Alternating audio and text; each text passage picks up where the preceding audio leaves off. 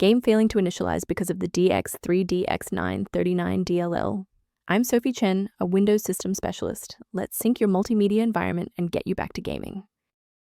This DLL file is a specialized DirectX 9 helper library.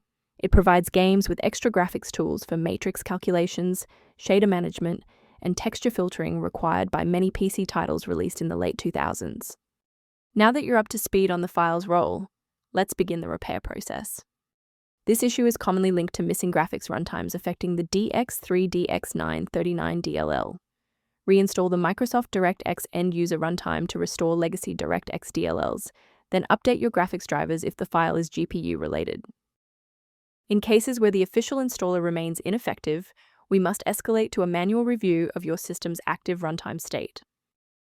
A quick system restart is a practical way to ensure that all shared libraries, including the DX3DX939, are being loaded correctly into the current session's memory.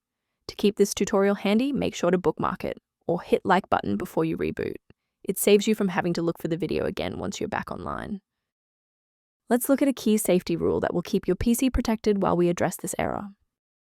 Be aware that manual interventions for the DX3DX939 DLL often create secondary conflicts. Using an incorrect file version can cause cascading application crashes, making your workstation significantly less stable than before. A verified diagnostic utility can help manage the ongoing restoration and health of your system's library ecosystem. Instead of manual troubleshooting, you may review automated diagnostic options referenced below for the DX3DX939.